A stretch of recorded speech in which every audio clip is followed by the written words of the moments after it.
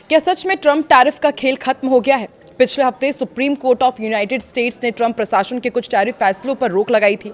माना जा रहा था कि इससे ग्लोबल व्यापार में राहत मिलेगी, लेकिन कहानी में ट्विस्ट यहीं से शुरू होता है। राष्ट्रपति डोनाल्ड ट्रंप ने पहले 10% और फिर 15% तक ग्लोबल टैरिफ बढ़ाने का ऐलान कर दिया है। तो सवाल यह है कि क्या कोर्ट के फैसले के बाद भी टैरिफ का गेम जारी रहेगा और ट्रंप का नया प्लान क्या है? आज के इस एक्सप्लेनर में हम पूरी रणनीति समझेंगे, आसान भाषा में, स्टेप बाय स्टेप। तो सुप्रीम कोर्ट का फैसला यह था कि हाल ही में अमेरिकी सुप्रीम कोर्ट ने कहा कि राष्ट्रपति आपातकालीन शक्तियों का इस्तेमाल करके अनिश्चितकालीन टैरिफ नहीं लगा सकते। इस फैसले का मतलब यह था कि व्हाइट हाउस की इमरजेंसी पावर सीमित हो गई। पुराने टैरिफ फैसले कानूनी चुनौती में फंस गए और व्यापार जगत को अस्थायी राहत मिली, लेकिन ट्रंप प्रशासन ने तुरंत दूसरा रास्ता खोज लिया। नया हथियार उन्होंने बनाया सेक्शन 232 को, यानी कि नेशनल सिक्योरिटी का एंगल।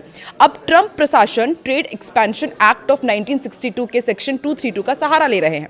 ये कानून राष्ट्रपति को दरअसल ये अधिकार देता है कि अगर कोई आयात राष्ट्रीय सुरक्षा के लिए खतरा माना जाए तो उस पर टैरिफ लगाया जा सकता है। और इस टैरिफ के जरिए किन सेक्टर्स पर नजर है वो भी आपको बताते हैं। बैटरी, इलेक्ट्रिक ग्रिड उपकरण, telecom equipment, industrial chemicals, plastic और पाइप, कास्ट आयरन। मतलब साफ है, ये सिर्फ चीन या फिर यूरोप की बात नहीं है, बल्कि ग्लोबल सप्लाई चेन को प्रभावित करने वाला कदम हो सकता है।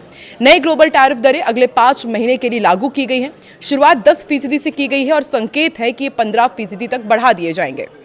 और इन 5 महीनों में प्रशासन एक वैकल्पिक इंपोर्ट टैक्स मॉडल तैयार करेगा।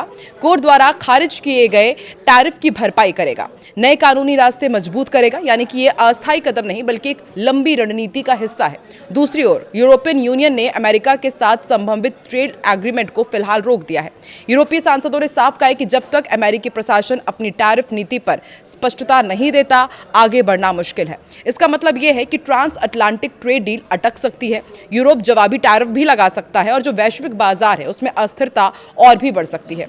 इसी बीच राष्ट्रपति ट्रंप ने यह भी चेतावनी दी है कि अगर कोई देश सुप्रीम कोर्ट के इन फैसले का गलत फायदा उठाने की कोशिश करेगा तो उस पर वो और ज्यादा टैरिफ लगा देंगे।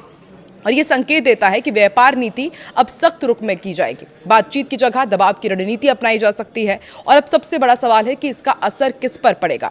ग्लोबल स्तर पर यदि बात की जाए इसके असर की, तो सप्लाई चेन महंगी हो जाएगी, महंगाई भी बढ़ सकती है और शेयर बाजार में उतार चढ़ाव जो हम लगातार देख रहे हैं वो भी एक हद तक काफी एक्सटेंड हो सकता है।